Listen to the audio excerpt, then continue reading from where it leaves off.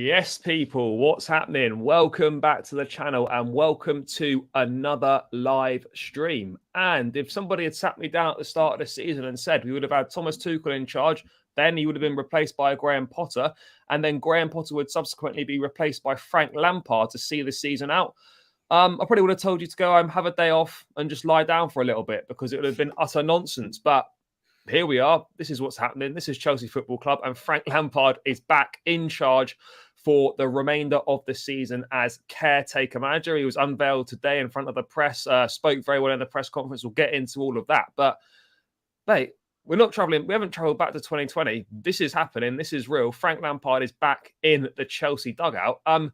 It all got pretty fast last night in terms of, like, it was that Liverpool game. That was pre-arranged, that visit, regardless of the situation. Oh, yeah? Okay, I hadn't heard that. Yeah, because I spoke to Ben Jacobs yesterday. That was pre-arranged that Lampard was going to be at that Liverpool game regardless of the Potter situation. But obviously, because he was there and Potter had then been sacked previously. Did you make the connection at the time? Because I honestly no. didn't. I didn't make the connection at the time, no. But I thought I'd just ask if it was a coincidence or what the situation was. But no, it was from what Ben said, it was pre-planned. He was going to be there, but he also said that he was there with which wasn't picked up on the cameras. He was there with prospective members of the coaching team as well. So he wasn't he wasn't watching it as a just kind of chilling. It looked like he was watching it in like a studious sort of way.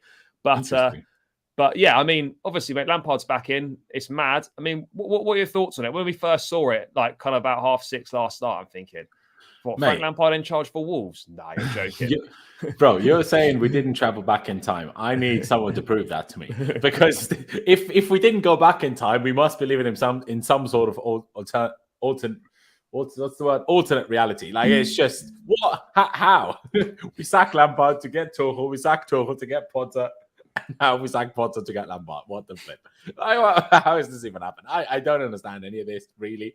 But I'm here for it, in a way. Now, I do have a few of my concerns. I'm sure we'll touch on those in a few minutes' time. But at the end of the day, the majority of the fan base seems to be quite happy with it. And even those that aren't fully on board are like you just said to me off air, well, if we're going to be shit, we might as well be shit with a legend in charge. I mean, I'm like, you know what, fair enough. Obviously, there's a few, like the jesters of the world, that are absolutely livid. As I say, they're boycotting the rest of the season. Well, I'm like, to be honest, have fun boycotting then. I mean, I don't really care. But yeah, the only question that I have, and we were obviously streaming about it last night as it became so apparent that it would happen, that I thought just chuck it out last night rather than today. Is it so much like, if we couldn't get a new manager before the summer, couldn't we have just kept Potter until the summer? Like we said, we all agree that there's nothing left to play for except Madrid. And Potter has arguably done better in the Champions League than Lampard ever did as a manager, obviously. Like, in terms of his game against Dortmund. Now, Dortmund since then haven't been in great form. They were absolutely demolished by Leipzig yesterday. It was only 2-0, but in terms of the stats, it was crazy. They got battered by Bayern as well. And that. Bayern, who can't even beat Freiburg. Do you know what I mean? Right. The funny thing on that, just slight tangent, is that Oliver Kahn saying, we got rid of Nagelsmann because the treble was in. We feared the treble was slipping away. The very first attempt, the treble's now gone. It's so funny. So funny to me. But yeah, hey, let's just go with it. Even if it might have not made a difference with Potter, at least the fans will be more happy about it. Some of the players will be excited as well, and maybe, just maybe, certain players that Potter was playing completely unnecessarily will now not play anymore, and Lampard will just, play a few more younger players, which we've signed to be our future. But if you never play them, they're never going to be the future, because how are they ever going to flip and improve drastically? You know what I mean? I'd either forgotten about it or I hadn't known. Lampard tried to sign Mudryk at Everton last summer, and he apparently tried to sign Madueke at Everton in January. So I'm like, brilliant. To be fair to him, his talent ID is very good. Except when he tried to sign Tarkowski. I wasn't on board with that one. But outside of that, I was pretty happy with his talent ID in general. Do you know what I mean? Yeah, talent ID was always spot on with Lampard. He did identify players that would have been great to come in, but obviously didn't really get that opportunity. In terms, we know that he's not the best manager. That's clear. You know, all right, he did a great job at Chelsea in that first season with a transfer ban, bringing the young players into the first team. It's easy to forget that we actually were top of the league at one point in his second season coming up to Christmas, and then the whole thing just collapsed and just went to total shit in the space of a couple of months, and it was a disaster. But he didn't actually do. If you look back on his time here, he wasn't a great manager. It actually wasn't a disastrous spell. No. It wasn't, especially considering everything that was going on, like. Putting things into context, obviously people compare the points per game to like Jose and Carlo. I'm like, sure, but please compare the teams to Jose and Carlos as well. And taking that into consideration, Frank didn't do well. It's just what he didn't do well with is once things started going to poo a little bit, he couldn't really keep it under control. He couldn't really keep it, couldn't keep a controlling hand on it. Also, I mean, we had the reports in hindsight. You never know, like with Potter now, when a manager gets sacked, how much can you believe these stories that come out once that happens? But obviously there was stories that Lampard kind of had a feeling that Chelsea were trying to get rid of him from the summer between his first and second season already. So if you have that feeling as the manager, are you like, that will affect you. Like once things don't go great anymore, it makes things difficult for you as well. So like I say, I don't think he's a bad manager by any means, but I also don't think Potter is a bad manager. Do you know what I mean? No, this is the funny thing, right? And I don't obviously spend ages talking about Potter, but the kind of the recency bias that clouds people's views is unbelievable. Like people now genuinely think that because of what's happened at Chelsea, Graham Potter is legit a shit manager. He isn't. Before he came to Chelsea, he had one of the best reputations in the game and was like the next guy that was ready for the step up. And now he spent 7 months in an absolute mess in Chelsea, which a lot more established managers would have struggled with as well. Perhaps not as badly as him, but they would have had similar struggles. And now all of a sudden, he's a shit manager. Like it's mad. And we're going to get the same thing if Nagelsmann takes over. Oh, everyone's clamoring for Nagelsmann. They all want him. We lose a few games. Oh, he's shit. Like I don't think Nagelsmann will ever get it this difficult as Potter did, to be honest. So no. I have hope that it will never go this bad. I do also rate Nagelsmann higher than Potter, I will be honest, in terms of just everything. Like Potter's in terms of tactical ideas or whatever else, they might be, I don't know, better, the same, whoever. I don't know. It's difficult to judge that. But in terms of the overall package, I think Nagelsmann is better suited. But like you say, that what happened at Chelsea doesn't mean he's now awful. At the same time, if we're talking recency bias, why is anyone happy with Lampard? Do you know what I mean? Yeah, well, exactly. This is the problem. But I mean, let's talk Lampard. In terms of this situation we're in, it's obviously very clear. I mean, I refuse to believe that the owners have decided to do this when they could have put the person in charge now that they wanted. This is clear for me that the reason they've not done that is because they can't get who they wanted to start right now, Nagelsmann or Enrique, whoever it is. I hope it's so. It better be the reason, because then it's fair enough. Yeah, because then it makes total sense. Like, I could also understand from a perspective of a manager taking over. This is a tricky spell to navigate. Do you really want to come in, and if you go out to Real Madrid, you've straight away failed at like the first big task, and then you could finish the season quite shitly, and then you've got off on a bit of a rocky start as your time as a manager. Whereas if you come in the summer, you've got the window, you've got time to work with the players and stuff, and then you go from it there. I think it's a much more appealing job to take in the summer than it is right now. So when you look at it like that and you think, right, Bruno, and again, another thing with people that are against Lampard, the Lampard appointment, so you would have been happy for Bruno to carry on for the rest of the season. It's clear that Bruno, one, has got zero experience in terms of managing a side. He's heavily connected to Potter. He doesn't want to be here because he basically said as much as that after the Liverpool game. So the alternative was for him to remain in charge for the rest of the season, which would have been even worse. Now, I'm not saying Lampard's going to be amazing, but at the same time, I'd much rather Lampard for the rest of the season than Bruno. And also, at such short notice, for such a small amount of games, you're not going to get a decent manager to come in and do a job because they won't take it. I heard people talking, why don't we get Brendan Rodgers to do it? Brendan Rodgers is not going to come in for 10. Brendan Rodgers also, I'd rather Lampard than Rodgers anyway. Brendan Rodgers is not going to come in for 10 games and then leave. Like that's not going to happen. So I guess for this situation, like what we've got is I think it's the best of a difficult scenario. Essentially, like this was the interim route. This was basically the only route we could go down. Yeah, the only thing in terms of the job is a better job to take in the summer, and I get there is that obviously what you explained is one way of looking at it. I do think that there is still a different perspective on it when you can say, well, this season is so far in the mud that whatever a new manager would do this season, no one would really hold it against them because the season's done anyway. And if you lose to Real Madrid, no one's going to have a go at you. I don't think. Like, no one. Unless you get absolutely battered, no one's going to have a problem with losing to Real Madrid, I don't think. So with that perspective, and then I just think starting now makes the job from the summer easier.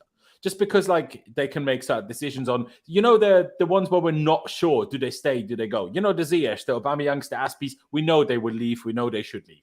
We know probably a Gallagher, just because we need money, will probably be sold. But what about a Ruben, And having Nagelsmann or whoever the potential new manager is, taking a 2-month look at him and then making a decision, do I want to keep him, do I want to sell him, makes more sense to me than them coming in on July 1st, not at the start of preseason, but at the beginning of the season, wait 2 weeks until the players even join for preseason, and then you have to make those judgments and decisions, because then by the time that decision will be made, it will be August. So if we then let go of Ruben, then we think about, do we want to replace him? We're going to have to sign players in August again. And then we're going to sit here in August or in September and say, oh, yeah, we've got to give this player time. He only just signed. He didn't have preseason with us. That's what I mean. So I'm like, and from that perspective, a manager coming in now, I think you could make the whole summer process a quicker process because, and I know at Chelsea, because we sack a manager so often, we don't really think of that.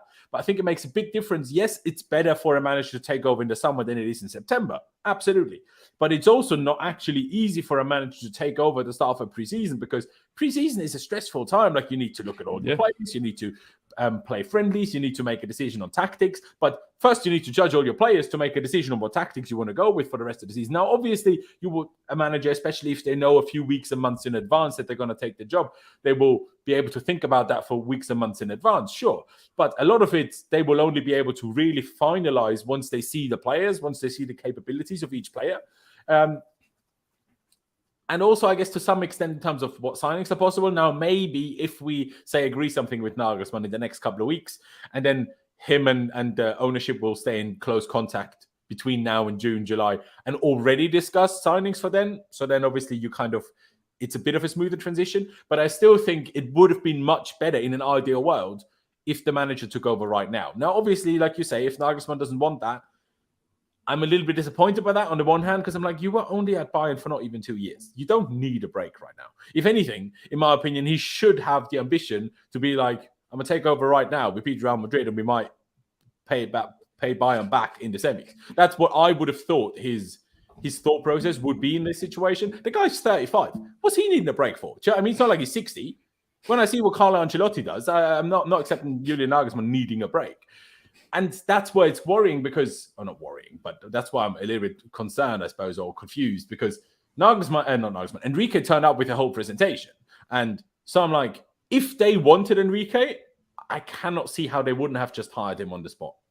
I think it's also clear that... don't actually want Enrique. It's telling me. I could be wrong. No, but I also think it's clear that if Enrique wanted the job, he would be happy to take it now. He wouldn't be waiting till the summer, which for me, I mean, this is obviously purely speculation / opinion, but I think it's clear that if Enrique's gone to London, which he did, met with everyone, done his presentations, got his fucking Excel spreadsheets and whatever else is there, and people have been impressed by him.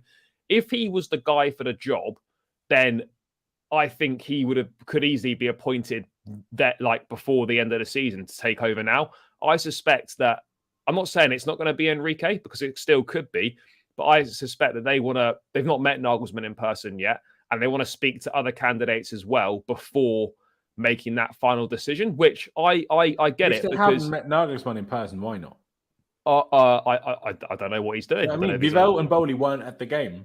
Why weren't they in Germany? They're not meeting that many of the candidates anyway. I don't even think when Enrique met them. I mean, I actually got no sort of proof of this, but I'm pretty sure that Bowley and Egbali weren't present. Oh no, I agree with you, but it's just like, why?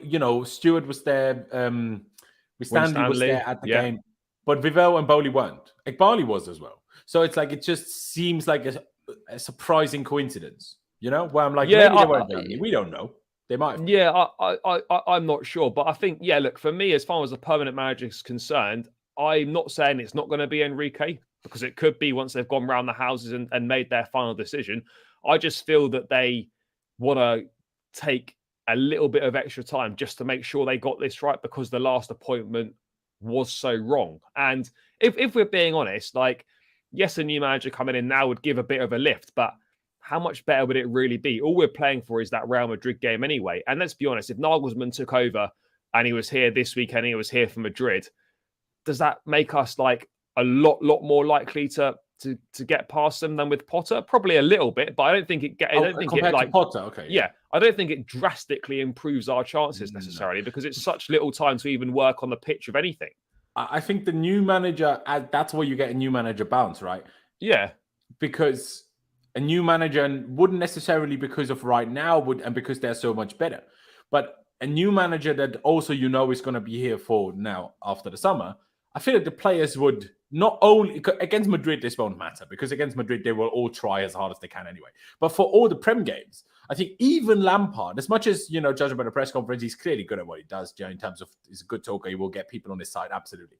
But the players will still know that he's not going to be here next summer. So obviously they will see that new manager will probably watch the games, but it's still different to that new manager being in charge. So I still think in terms of commitment levels and just effort, I still think having the new permanent manager already now would be an extra few percent. I'm not saying drastic difference, but I still think a few extra percent it would give. Compared to Potter, a lot different. Compared to Lampard, a bit different.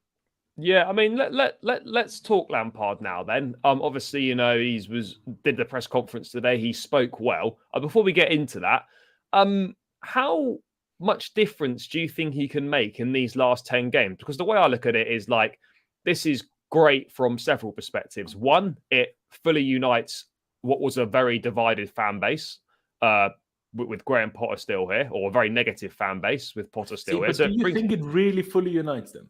I think it brings the fans back on side, because I haven't seen. I mean, obviously, my Twitter timeline is a small sample size of Chelsea fans, but at the same time, there's a lot more positivity towards this than there is negativity. So I think from a PR perspective, I'm not saying I've just done this for PR reasons, but it looks good for PR as well. It's a popular decision, basically. So it gets the vast majority of the fans back on side.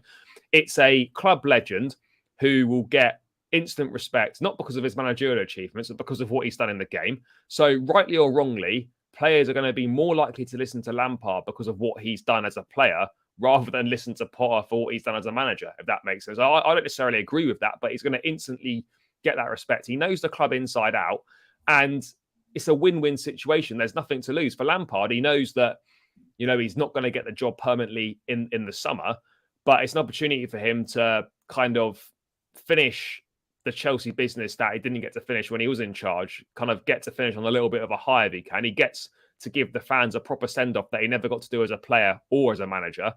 And, it's going to be a massive lift around the place just because it's Frank Lampard. So when you bring those things in, yes, Colum's going to be great. It's going to be a good feel-good vibe around the changing room. But in theory, on the pitch, with 10 games to left, and we're basically playing every 3 days this month and virtually to the end of the season, well, not quite, but almost, like, there's not going to be an awful lot of time to change anything tactically. We know Lampard likes to go 4-3-3.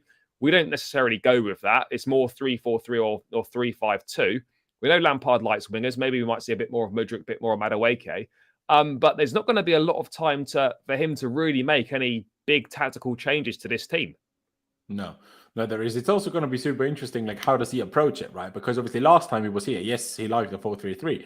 But last time he was here with the idea of being here for longer, having a project in mind, having, an idea, long-term idea in mind. Now, there's no long-term idea. It's 7 weeks. So, like, he might approach it completely differently. I wouldn't be surprised if he sticks to the 3-4-3, if I'm honest. Like, I wouldn't be, because the same issues that we had with the 4-3-3 at the time still apply. Arguably even more so, because Enzo is even less of a DM than Jorginho is. Now, he might have different abilities and arguably make it work maybe a tad better, but in terms of mindset, he's even less of a DM than Georgie is. So unless Frank plays a career there, I'm not really sure how he's going to do that. So I think it's more likely to stay to a 3-4-3, especially for Wolves and Madrid. After that might be a different story, but at least for the first 2 games. One thing I'm not saying I disagree, but I'm not in as full agreement as you, but also a lot of other people seem to be that Lampard will just immediately get respect from the players. I'm not sure if that's true, because the entire squad watched him get sacked at Everton for being in the relegation zone this season. The entire squad saw that. They were all at Chelsea. And also, and I tweeted it earlier, so just to list it off, and I might have forgot someone, but I don't think so. Mendy, Kepa, Chilwell, Thiago Silva, Aspi, James, Kante, Ruben, Kovacic, Mount, Pulisic, Ziyech, and Havertz. So that's 13 players. Still here.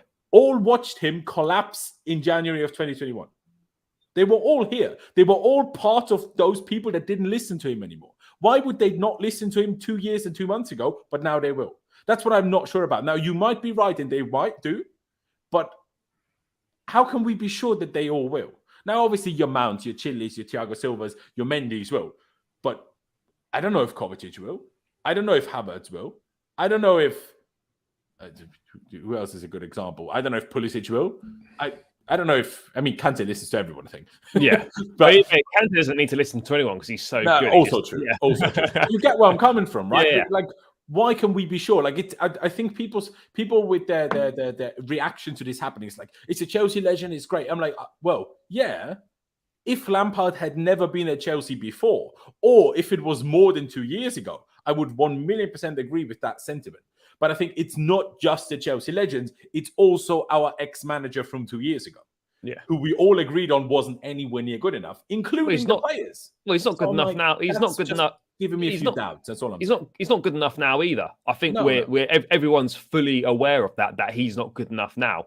This is just like, it's been a mad season. We're just here for the vibes. Lampard's back. Ashley Cole's back. The old boys are back together. Let's see what we can do. That's sorry to interrupt you. Yeah, that's one of the biggest positives. I think that I don't think that many people have spoken about how Chelsea has changed so drastically. Even Thomas Tuchel in that Bayern press conference said, like, it's not the same club anymore. It's a completely different club now, and everything like that. And obviously, so many people left the club, had to check, but also like more behind the scenes, long-serving staff.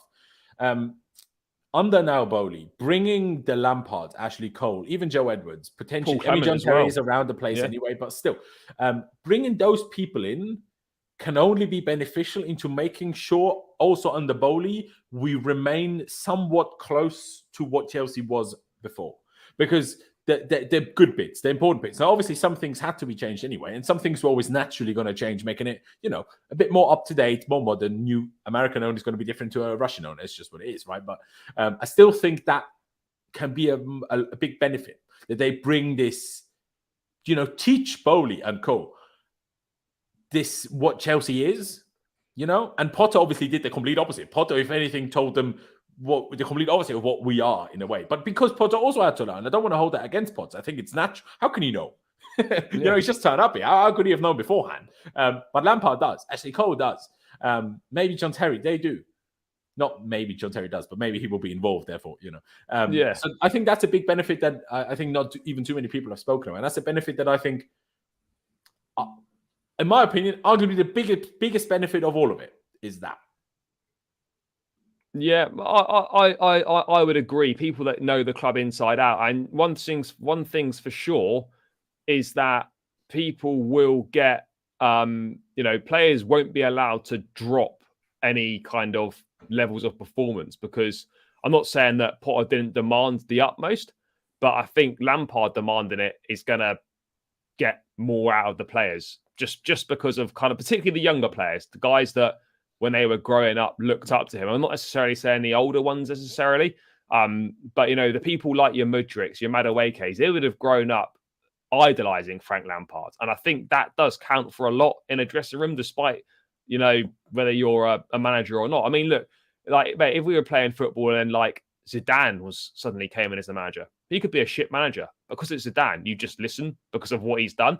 And I think there can be kind of similar things with Lampard. I'm not saying he's the best manager. He's not the best tactician. He doesn't always play the best football. But I just think there's part of it that just kind of feels like this is right. It just it just in a Chelsea way, it just makes sense because like how much worse can it get? We're kind of right at the bottom now anyway, so this gives everyone a lift, and whatever happens. And for Lampard, it's win-win as well because there's no expectation on him. But if he does do well, then obviously he's not in the running permanently, but he gives the owners a little something to think about potentially. But he also puts himself right back in the shop window because at the moment his reputation as a manager is right at the bottom because he did a shit job at Everton. And you're looking at it, you think, well, where does Frank get another Premier League job? Yeah. Do well in these last 10 games.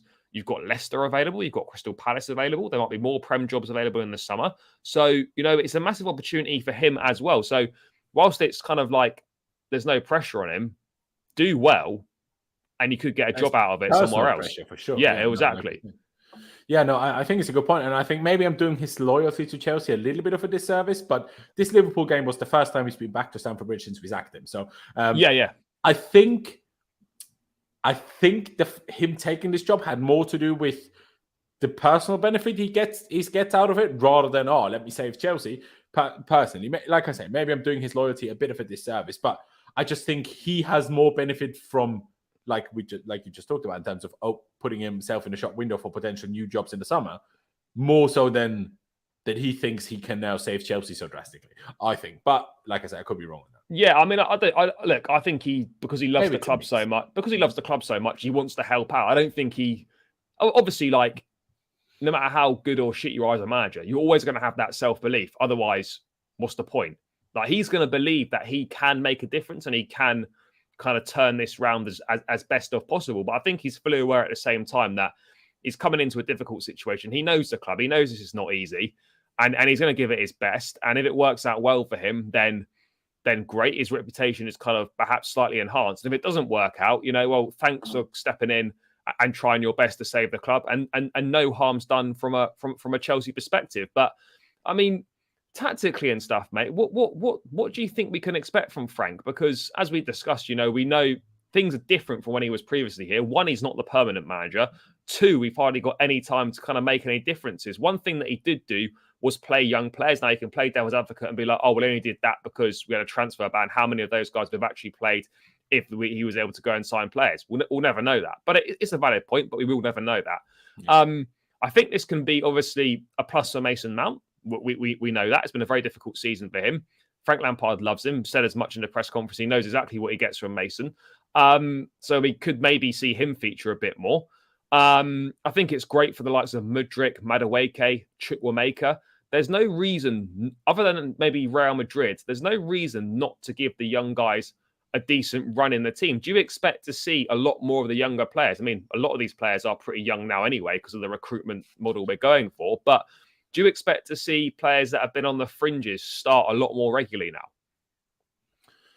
In some cases, yes. In some cases, I don't think it makes a difference. In some cases, maybe even less. We'll see. Like, for example, at centre-back, I think he's more likely to pick Koulibaly than Badiashile, personally. I do unless as well. Badiashile just impresses him in training. But from an outside perspective, I think Koulibaly is more likely to get picked than Badiashile.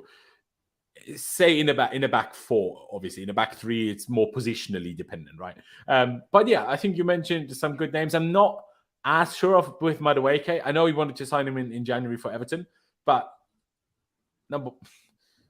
you could argue he doesn't even look any worse than Mudryk so far. Fair enough. No. But you still have you have your Sterling, you have your Pulisic, you have the potential of, if he sticks to the 3-4-3, of Mount in the front three again, which usually wasn't the right, which would take the spot of, if anything, Madueke.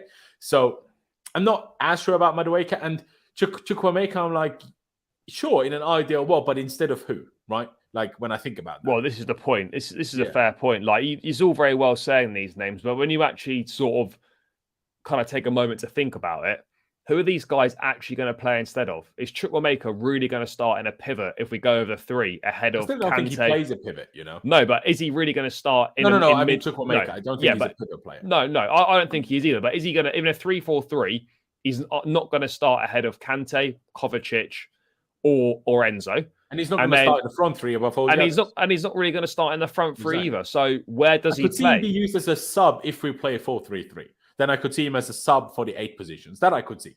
Yeah, for sure. Otherwise, but will he be ahead of Gallagher in that sense for Lampard? Don't think so. No, I mean, Lampard literally wanted to sign him in January. Oh no, it was Dyche already by that point. To be fair, well, I mean, I suspect Lampard did want to sign him, but Everton are such a joke. They put the bid in after Lampard was binned off. Also possible.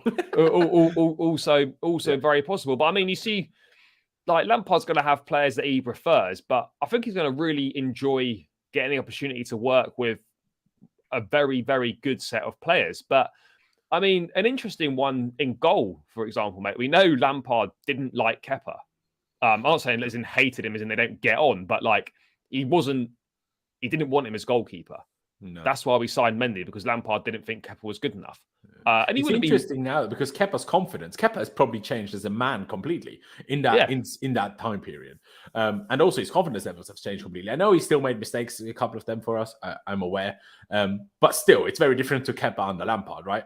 While also Mendy is not the same Mendy as that was here when Lampard signed. Yeah. It's not the same guy anymore. But it'd be a big call, I say that we haven't seen him play since October, so maybe he I would be shocked if Frank's got that in him straight off the bat to play Mendy against Wolves. That would be surprising. We also don't know how fit Mendy is. That's another problem. Well, he's played no football. I can't even tell you. When did he last play? When Kepa was injured. Kepa got injured against Brighton. Kepa was injured in October. Did he play at Newcastle, the last game before the World Cup? I think Kepa might have been injured for that. I think that might have been Mendy's last one then. I was there and I can't even remember. It was such a shit game anyway. Who knows? Maybe he did, maybe he didn't. But that would. I've got a question for you. Do you think at all that the owners will give Lampard certain instructions / input of use these players a bit less, use these players a bit more, that type of logic? If they're like, well, we're planning to sell Ziyech and Aubameyang in the summer, so unless you really need to, don't really use them. It's kind of pointless. But maybe try to use like a Mudryk, because we spend a lot of money on him. There's not really much to play for. So just give him the game time. Like, do you see the ownership that, or not even the ownership, might not be by Bodie and Ekbali. It might be like the likes of Vivell or Stewart or Winstanley. Do you see them at all giving him instructions like that? Or do you think they'll give him free reign? It's so difficult because it's like we're never going to know what has and hasn't been said behind the scenes. But at the same time, I think Frank will obviously be given like targets. It's not just come in, do what you can, whatever happens, doesn't really matter. There will be kind of certain time. He would have been bought in, look, try and get us European football, try and do the best you possibly can in the Champions League, and then kind of go from there. I think, Lampard knows there's been heavy investment. He knows that there's going to be, there's going to be a lot of money spent again. He knows that, these young players need to come in, they need to play. And we're not really in a position where, we're fighting for something other than Madrid, where just go with the experienced players and just get the results on the board. I think the experienced players have proven that have been, bar a few, not really been up for it, not been good enough. You could say that about a lot of the players here this season. So whilst there may be like, look, these guys need minutes, or we're trying to develop these players. We bought them in for big money. We need to get them kind of firing, get them playing as many minutes as possible. I don't envisage a situation. I don't envisage it as a situation where they're going to tell him what to do, because I don't look at Lampard as that sort of person that would accept something when he's being told that he has to play X, Y, or Z player. I don't expect, certainly for Wolves and Madrid, with having so little time, I don't expect any like huge shake-up. I could be wrong here. He could come in and it could be a madness, but I don't think there's going to be any kind of major shake-up personnel-wise or system-wise, really, because there just isn't the time to implement it. Did you think he might do what a lot of people ask Potter in terms of split the squad? In terms of, we just have too big of a squad, just send the ones you don't need or want to the under 21s. Do you think he will do that, or do you think he will keep all 33? I'm not sure. I think he'll have an idea that he'll want to use a set group of players, and those that aren't part of it, that's kind of just tough. Whether they get sent to the 21s or whatever happens to them, like, you have to make tough decisions, and there's going to be 7 or 8 players each week or each game that are left out the squad and are left disappointed, and good players at that as well, because That's what happens when you bring in so many players and you haven't been able to get rid of any. That's the disadvantage. Whilst we all, we all love it. Oh, great, Chelsea signed another player. Oh, we're signing XYZ person. Great, it gets us excited. The only guy we got rid of is Jorginho. But at the same time, you're like, well, now the consequence of that mass spending is the fact we've got a fucking massive squad, and this is where I felt a little bit sorry for Potter. Is the fact that we've got a 33-man squad to juggle, most of them all international players, and when things are going shit, it's even more difficult to tell players they're being left out or not playing when you see how shit stuff is on the pitch. All right, it's a little bit easier when things are going well because you'll be like, look, we're doing well. But, it's so hard to manage that amount of people. So, yeah, I don't really know how it's going to go. But if I was Lampard, I'd be thinking, look, you need to go in there, have a clear idea of who is and isn't going to be part of your plans for the rest of the season. You haven't got time to assess people and think, oh, they might be of use to me.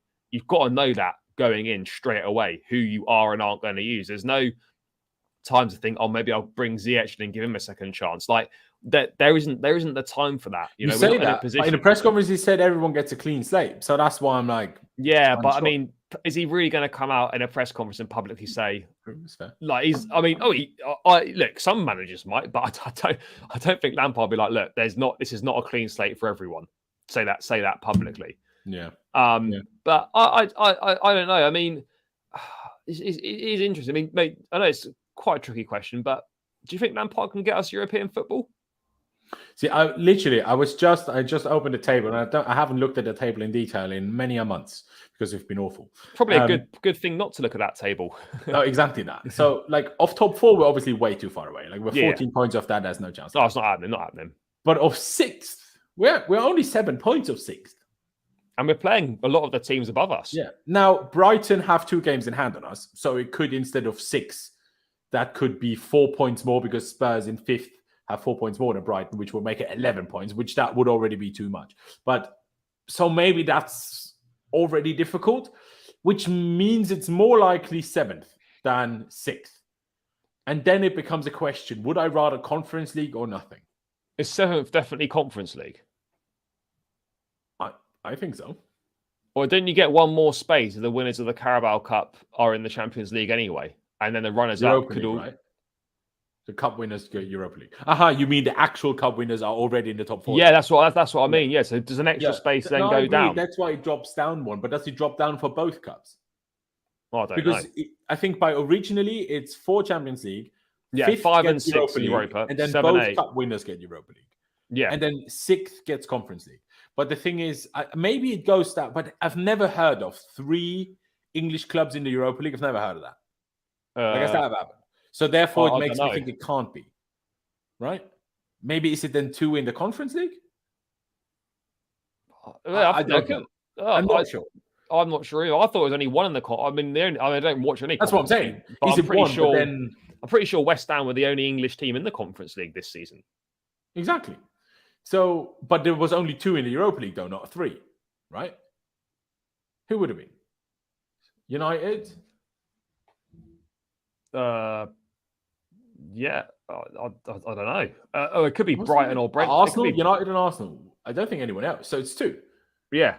So therefore, 5th and 6th. So, and because Brighton obviously have 2 games in hand with their form that they're in, we've got to expect them to pick up some points of those, right? So, yeah, it could be rather than 7 right now, it could be 13 gap to them, and 12 to Spurs then. So, yeah, tough. But would you prefer Conference League or nothing? Like Europa League, we'd all take. It would be good to use some younger players there, and it's also a top 4. Also, if you low, that it's already I mean, also if you win the Europa League, being in Europa League, also if you win it, you get a Champions League spot, and there's no guarantees we're going to be in the top 4 next season either. As much as we want to think we are, like we're quite a long way from that right now. So, like a Europa League, if we can get that, would give us a good, and you'd like to think that we'd have a half decent chance of winning that, given our track record in favourites from day one, really. Yeah, you'd think so, wouldn't you? We've played the competition. Well, exactly. So for me, Europa League, absolutely yes. Conference League, I'm in 2 minds about because it is so shit.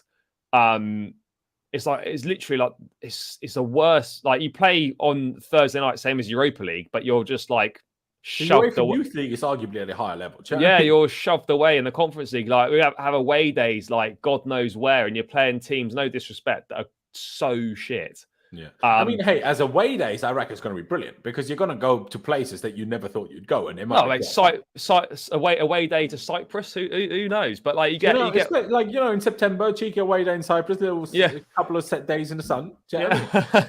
But yeah, God, I don't want to sound like ungrateful as such, but I'd really rather have nothing than have Conference League. But then that also brings its own problems because of the size of the squad we've got. We've got a squad that we need to be playing multiple times a week. Yeah, but will any of them want to play Conference League? It's like once you get to the knockouts, it's probably somewhat bearable, but the group stages are going to be horror. Like, the group stage would be dreadful. Stages of this year's Conference League, just to quickly talk a few, like just to get a look. Let me get at the table. Some team from Istanbul, Başakşehir, Fiorentina, Hearts, RFS, who I've never heard of. RFS. Yeah. What? No, it's a team from Latvia. Oh, Latvia away. Jesus. Exactly that. West Ham, Anderlecht, Silkeborg, FCSB. How do you have two FCs in your name? Villarreal, I guess. Lech Poznan from Germany. Hapoel Beersheva from Israel. Austria Vienna. Do you know what I mean? Nice, Partizan Belgrade, Cologne, Slovako. Some pretty poor teams. Yeah, AZ Alkmaar, SC Dnipro, Apollon, the one thing is, Vaduz fucking Liechtenstein. Do you know what I mean, bro? I mean, the one thing is, we would probably we would win it. I'd imagine. Yeah, no, we would. And then we could definitely say we've won it all. But I think true, to be fair. But I do think we should. Yeah. I don't know. I just feel that there's when you're playing once a week, there's very little need for rotation. There just isn't. Yeah. And so when you're going to have a lot of players that aren't playing that would otherwise be playing, yes, 5 subs makes it a bit easier. But if these second string players of ours played Conference League, I'd just be worried that they wouldn't bother at all, and then we'd just get embarrassed in that competition. I mean, well, that says more about. For that, they'll want to be picked for that. I mean, that says more about them than us. But 1,000,000%. It's so difficult, isn't it? I mean, ideally you'd rather have none, but let's kind of see what happens. I mean, we can't. I mean, we're going to try to win every game, and that ends up. Yeah, of course we are. Right. I mean, how do you feel heading into Madrid though, in terms of with now Lampard in a dugout? Obviously, it's better than when Bruno was here, but we often find in the Champions League that the players seem to be a lot more up for these games, and they seem to be able to motivate themselves to put in decent performances. We've actually played well in the Champions League this season under Potter. Yeah, I know we lost the first leg in Dortmund, but we dominated that game. And that was Tuchel as well. Yeah, in Dortmund. I meant first group game we lost. Yeah, first group game we lost. But in general, we've done very well. We've done well in the Champions League this season. We get more up for it. I imagine we could be a little bit even more up for it with Lampard in the dugout. We've got Lampard versus Ancelotti. The last 2 Everton managers, funnily enough, which is strange. And Lampard going up against his Lampard take over directly from Ancelotti. Yeah. It's crazy, that. Yeah, the mind-boggling thing is really how Ancelotti got the Madrid job after Everton. Yeah, that's much more shocking than anything else. I reckon that Ancelotti is the only person ever that's gone direct jobs. He's gone from Everton to Real Madrid. I don't think 100%. No one's ever done that. No, 100%. Absolutely no. Imagine Duncan Ferguson at Real Madrid. But in terms of Madrid, obviously, I'll go into it in more detail when we get nearer to the game. But how much do you think our chance? How does Lampard being in a dugout better our chances, if at all? Can I say something totally honest? I probably would have had more faith against Madrid with Potter than I do with Lampard. Yeah. Sure, for Madrid specifically, not for the whole rest of the season, but for Madrid specifically. But I could obviously be wrong. Maybe the motivation he gets out of them will do the job. But I think against Madrid, it's about more than motivation, though. That's my concern. And Lampard doesn't like setting up defensively. And I think that's the only way we beat Madrid nowadays. Even under Tuchel, when we did beat them, whether it was under COVID or when we nearly beat them last year, it was by soaking up pressure and attacking with pace, realistically. And is that Lampard's thing? That's my concern, you know? I also worry that defensively we were really quite poor under Lampard. Exactly. and at the Especially moment, if he goes back 4 now, where we're going to get absolutely battered. I mean, and at the moment we're pretty good defensively. So Lampard, we did score goals under him for sure, but at the same time, I just worry about us defensively under him. He's not really a very good defensive coach. Now he might have learned and he might have gone away, and Ashley Cole might be in charge of defending, which would be a big plus because he certainly knows how to defend. I'm still hopeful. I mean, it's strange that how JT wouldn't. Maybe they asked him and he didn't fancy it. Who knows? But I mean, well, Fabrizio said he would be down, so I think they're more likely they didn't ask him. Yeah, that's a bit of a joke, that really, isn't it? Imagine having Lampard, JT, and Ashley Cole, and we win number 3 in Istanbul. No one would give a shit about the team, the players. Everyone would be like, "The managers." Yeah, no, they would. I mean, just on Lampard, bring Drogba back as well. Why not? Do you think there's any danger that if Lampard does well? Because I see a lot of people like getting worried that, oh, well, what if Lampard does well? Is he then going to suddenly be in the running for the permanent job? Just to make this perfectly clear, like in no scenario is Lampard the right man to be the next permanent Chelsea man under zero circumstances. These are the only. If he wins every single game in the league and the Champions League, wins the Champions League, and I don't know. I still think even if we win every game, we still don't make top 4. But no, we don't. But if he wins every game, then you got to give him a job. No, you don't, because we know exactly what happens. Because gone if you don't give a manager to win, but we know exactly what happens out of a possible because he's not a very good manager. No, I agree with you completely, and that's the point. But that's what happens. Don't give a manager that wins 15 games in a row. But that's what happened when we had Di Matteo. Di Matteo's a shit manager. We know he's a shit manager. But he won the Champions League and the FA Cup, and we had to give it to him. And then we soon found out how bad he was. Yeah. He's terrible. No, exactly. So if Frank wins the Champions League but only does average in the Prem, I don't think that even then he's going to get the job. But if he actually won every game, I think he will get the job. Even though I agree with you, he shouldn't. Yeah. For me personally, if Lampard wins the Champions League, like, fantastic, great. What an achievement. Brilliant. You need to name the new stadium after him if he does. Amazing story and like a massive turnaround. But that doesn't mean he's the right guy to suddenly be the manager of Chelsea again and to lead this project. And he's what the owners are looking for. He's just happens to be available and a safe pair of hands and a club legend that can help us get through to the end of the season. That's all it is for me. Like, but also watch it. If he does really well, some of this fan base will have an issue when he doesn't stay. I tell you now. Yeah, no, of course. And it's the risks we take. As much as now it's unity. Well, if he does too well, it's also the opposite. Yeah, but I think it would have been made very clear to him that this is the situation. Regardless of how well you do, you're here to the end of the season. That's it. Like, I think he didn't seem so convinced of that in the presser. Well, no, that might be more his perspective than the owner's perspective, of course.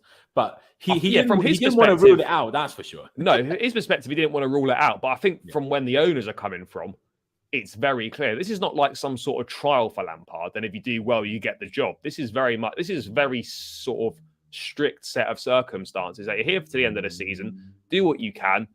Thank you, and then off you go.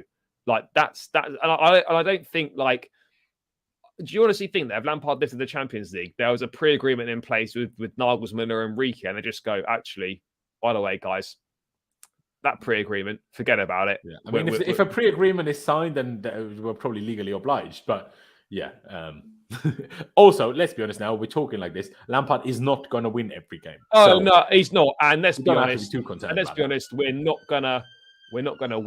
We're not gonna win Madrid realistically. But let me just get to a couple of things in the chat real quickly. Who do you think suffers most out of our current regular starters? I don't know. I mean, he says Havertz might be.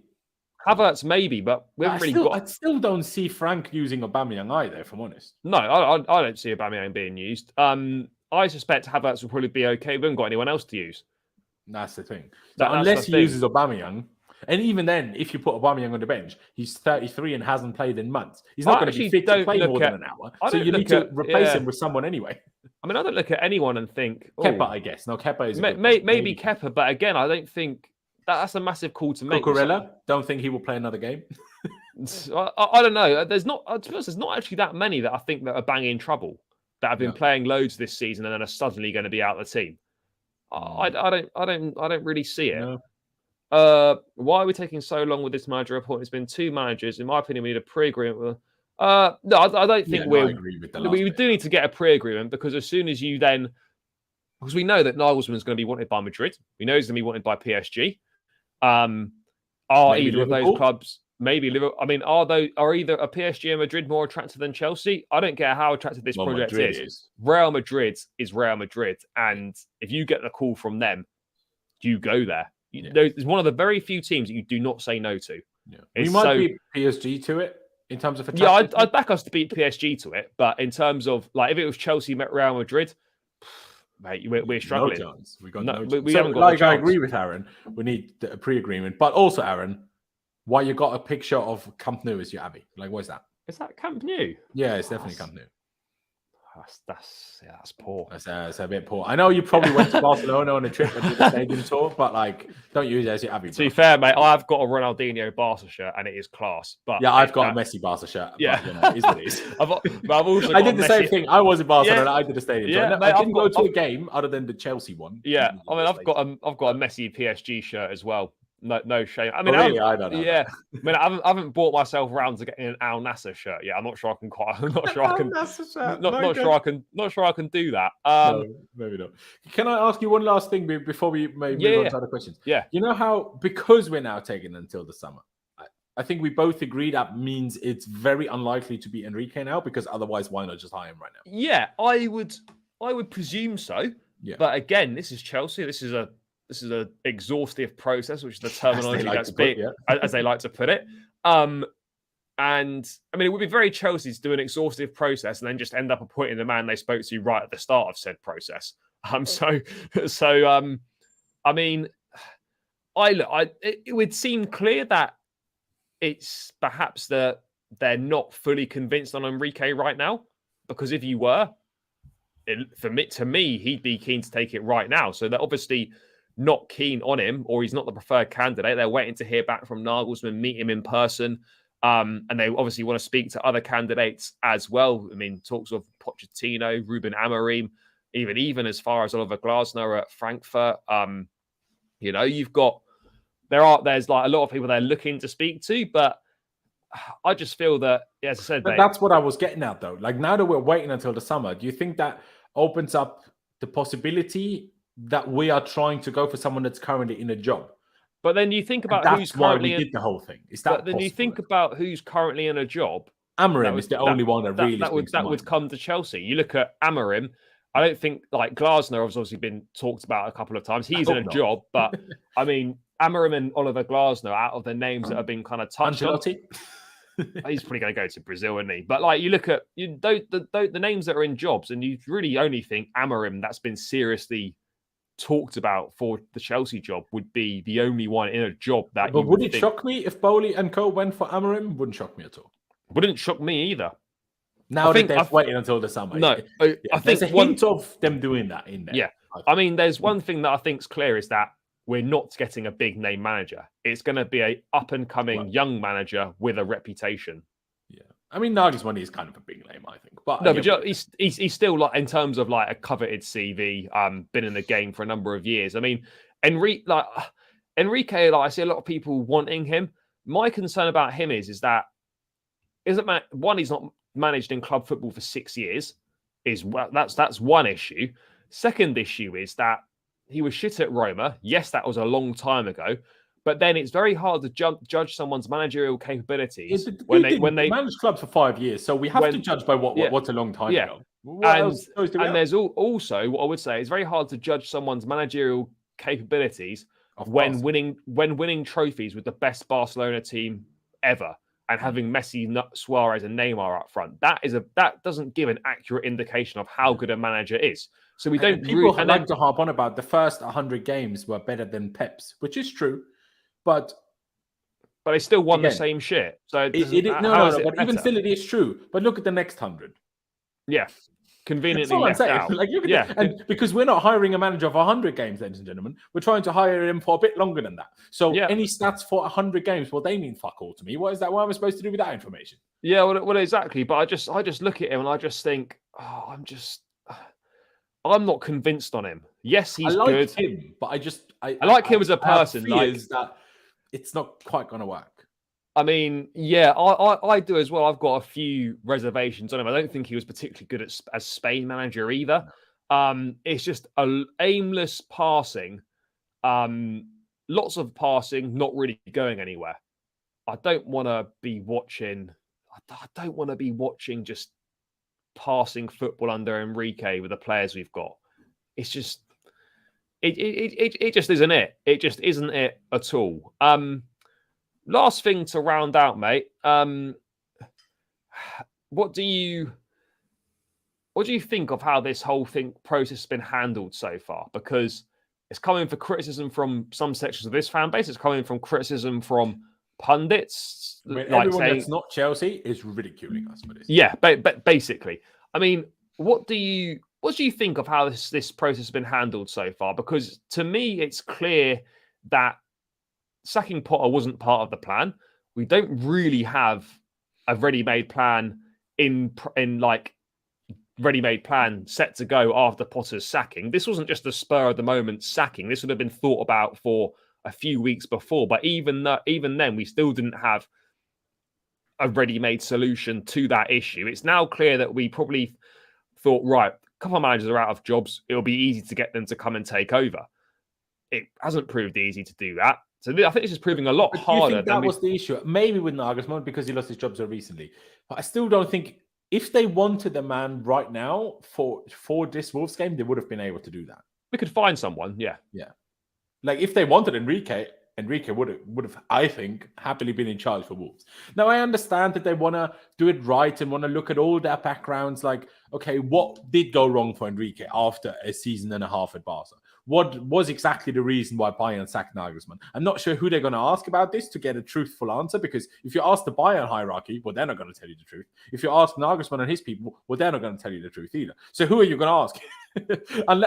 unless you sell a player to Bayern and then ask that player in hindsight, come on, what are the players there saying? I mean, like, how are you ever going to really find out? So, like, this whole due diligence is like, but I understand that they want to make the right choice, and I understand, like, and I appreciate that. But at the same time, like, we heard the rumors that they were interested in Potter from by the time we signed Cucurella. That was July. So, like, it's not like last time they took their time. That went any better. So, yeah. But then again, obviously, we didn't have Bibel and Stanley and Stewart and all of these guys in charge, like, in place yet. So that obviously maybe changes it again. But honestly, what can I do anyway? I can only sit here and wait and see how it goes. But you asked me how we handled the process. Well, shockingly, to be honest, we sacked Potter one game after international break, so that's stupid. We had God knows how many months to sack him previously. Like, do you know what I mean? We had now Potter's assistant in charge for one game.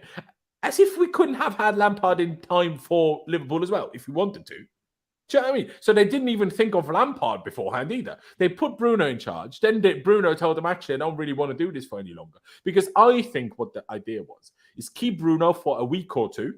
And in that week or two, get someone in. But then Bruno told them, I don't really even want to do it for a week or two. Yeah, and then they had to get someone. And you can't get Lampard for a week or two. Because otherwise, so you have to do it until the end. They would have just offered him Bruno. They would have just given Bruno the job for the rest of the season. If he wanted it, Bruno would have been done for the rest of the season. I don't think they even wanted to give anyone the job until the end of the season. I think they just wanted a few more weeks to do their exhaustive background checks. But that doesn't take until May now, does it? Yeah, Bruno was a game-by-game contract. Yeah. So he was basically there. Still on the same contract he had. To start with, a game by game basis, which means that the intention was to get someone in, like in the next couple of games or before Madrid. Or Bruno at least before the second leg in Madrid, and tell Bruno go there and get a 0-0. Do you know what I mean? Yeah, go there, park the bus, get your 0-0. But yeah, I don't know. It's going to be interesting. Certainly never a dull day following Chelsea. It's a real shame that Amazon haven't done an all or nothing with us. That would have been fun. Pick any season. Any season is good, but this season would have. I mean, you thought last season would have been class. This season, he would probably be even better for it. But I mean, last season they probably would have had to stop recording because the UK sanctions. yeah, mate, we wouldn't have been able to get any profits. They would have had to film from outside Cobham, from the gate. Like, what's happening? I mean, we've got Frank Lampard in charge again. Mate, it's a nice trip down memory lane. Yeah, welcome back, Super Frank. Welcome back, Super Frank. Gonna have to dust off the old Super Frank chants. Didn't think they'd be coming back out so quickly, but here we are. The bags are out in attack. Do you know what I mean? Yeah, exactly, mate. Yeah, that's the one. That's great, that, isn't it? It's very interchangeable for whoever for whoever comes in. Just change a few words and you're sorted. But yeah, seems like a good place to round out, guys. Thanks as always for getting involved in the chat. Massively appreciated. Make sure you smash the likes on the stream on your way out. Subscribe to the channel if you haven't done so already. We are getting pretty close to 3K now. About 300 odds to go, so not too many. End of the season, it's going to happen, but Lampard's back now. We're all feeling good about ourselves, so make sure you hit that subscribe button and help push me further along the road to that 3K mark. Lawrence, thanks for your time as always, bro. Massively appreciated. Guys, make sure you subscribe to Lawrence's channel. Just hit the @ in the description. It will take you right there. And subscribe to him. Loads of great stuff on there. I appear on there when I can, so that's another reason for you to go and check it out. So yeah, make sure you do that and follow Lawrence on Twitter as well, who recently passed the 10K mark. Congrats, mate. Big moment.